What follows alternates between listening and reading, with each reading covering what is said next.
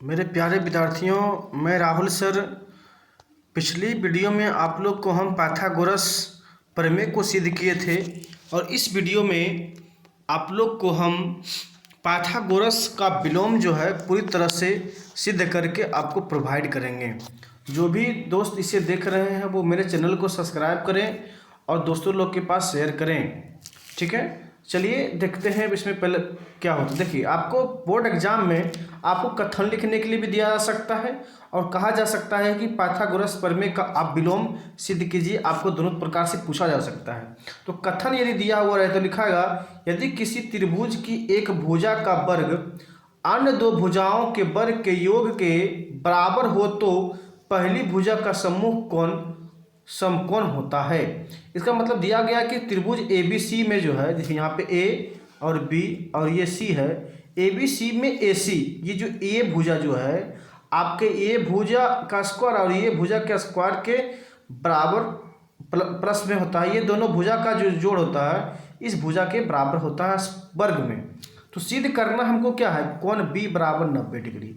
यही आपको सिद्ध करना कि ये कोण जो दिया हुआ है ये आपका 90 डिग्री होता है।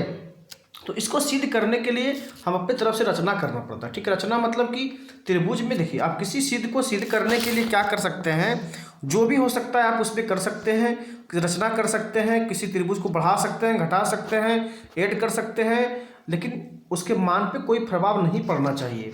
तो हम रचना कर रहे हैं कि एक अन्य त्रिभुज डी ई एफ की रचना करें जिसमें डी ई जो है बराबर हो ए बी का और ई एफ जो है वो बराबर हो बी सी का, और कोण जो है ई कितना होना चाहिए, 90 डिग्री होनी चाहिए। तो चलिए देखते हैं कि रचना त्रिभुज करने के बाद क्या कंडीशन बनता है। देखिए कंडीशन क्या बना आपका जो है, जब रचना किए ये डी ई एफ, जब एक त्रिभुज का रचना किए हम किसके हिसाब से, त्रिभुज ए बी सी के हिसाब से एक हम रचना किए, तो हमको पता क्या चला कि हम बोले थे आपको कि ए बी के समांतर डी ई खींचे और ए सी के बराबर डी एफ और बी सी के बराबर ई एफ, जिसमें कि ई क्या हो आपको सम को दिया हुआ है। देखिए आपका जो पहला समीकरण था यूँ यहाँ आपको लिख दिए हैं। देखिए ये समीकरण जो यहाँ आपका दिए थे ना कि ए सी स्क्वायर बराबर B C square plus A B square plus B C square जो होता है उसको समीकरण एक माने थे, वहीं आपको हम यहाँ पे प्रोवाइड कर दिए हैं, जो कि आपको बहुत काम बाद में आएगा। तो इससे उत्पत्ति क्या होता है, तो क्या जब ये त्रिभुज हम बनाए हैं तो इसमें क्या उत्पत्ति हुआ, तो डी एफ बराबर, देखिए यहाँ पे जो है कि डी एफ ये है करना इसके हिसाब से हो गया, तो डी एफ जो बराबर होगा वह जो है आपका डी ई स्क्वायर के बराबर और ई एफ स्क्वायर के बराबर होगा।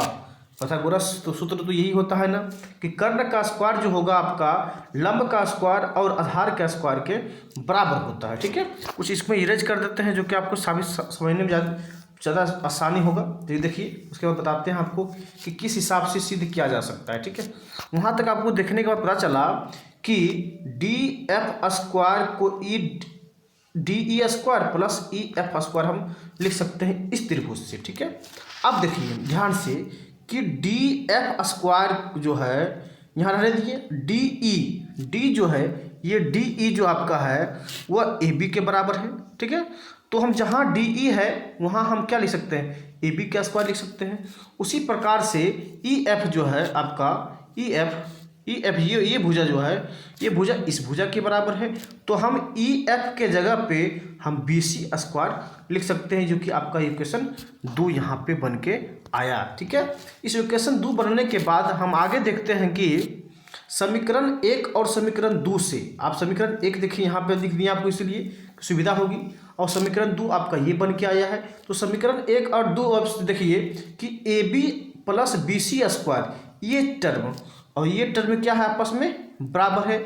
जब ये दोनों टर्म आपस में बराबर हो सकता है तो ये भी टर्म जो है आपस में क्या होगा, वो बराबर होगा। तो वही हमने किया यहाँ पे कि डी एफ का स्क्वायर किए और यहाँ पे ए सी का स्क्वायर किए बराबर के तौर पे समीकरण 1 और समीकरण 2 करने के बाद। ठीक है, उसके बाद देखिए आगे जब दोनों बराबर किए तो दोनों तरफ स्क्वायर हम क्या कर सकते हैं कि दोनों तरफ स्क्वायर हम काट सकते हैं। तो स्क्वायर जब कटेगा तो आपको यहाँ डी एफ बराबर क्या होगा, ए सी होगा। सुनिए देखिए, जब डी एफ बराबर ए सी मतलब कि DF जो है जब बराबर AC का हो जाए तो त्रिभुज DEF ये त्रिभुज जो है इस त्रिभुज का क्या होगा, सर्वांगांशम होगा। क्यों? क्योंकि एक भुजा जब बराबर कर्ण भुजा बराबर हो जाए तो ऑलरेडी है कि ये दोनों भुजा भी आपस में क्या होता है, बराबर होता है। तो साइड साइड से क्या हो गया कि त्रिभुज DEF जो है सर्वांगांशम हो गया त्रिभुज ABC का। जब दो त्रिभुज आपस में सर्वांगांशम हो तो उसका कोण भी क्या होता है, आपस में बराबर होता है। तब कोण E बराबर जो यहाँ क्या हो जाएगा, कोण B हो जाएगा। कोण E बराबर कोण क्या हो जाएगा, B हो जाएगा, जो कि 90 डिग्री होगा। इसलिए अतः जो है कोण B आपका कितना हो जाएगा, 90 डिग्री हो जाएगा। इसलिए आपका ये टोटल ये प्रूफ हो गया। दोस्तों मैं एक आप लोग के सामने एक गुड न्यूज और देना चाहते हैं कि जनवरी में आप लोग को कौन बनेगा क्विज टॉपर जो कराया जा रहा है, उसमें जो भी भाग लेना चाहते हैं वो मेरे मोबाइल नंबर 99 लिख देता हूँ आपको, 99 55 96 0393 पर कॉल करके या मैसेज करके आप अपना रिकॉर्डिंग का टाइम ले सकते हैं। आपको किस डेट को रिकॉर्डिंग मिलेगा और ऑनलाइन पूछा जाएगा सवाल। आप जीतते हैं तो आपको उसमें एक अच्छी प्रात से स्वागत किया जाएगा और आपका वीडियो मेरे YouTube चैनल पर अपलोड भी किया जाएगा। और जो कि पहला वीडियो है वो आप लोग को जल्द 5 या 6 तारीख को प्रोवाइड कर दिया जाएगा। जो भी दोस्तों भाग लेना चाहते हैं वो मेरे चैनल को सब्सक्राइब करें और मेरे फ़ोन नंबर पे मैसेज भेजें, उसे ज़रूर अपने हम इन्वाइट किया जाएगा। धन्यवाद। शेयर करें दोस्तों लोग को और पढ़े मन से। इस बार आप लोग को एग्ज़ाम बहुत नज़दीक है और अच्छे से अच्छे मार्क्स लाएं। मेरा आशीर्वाद आप लोग के साथ है। जय हिंद।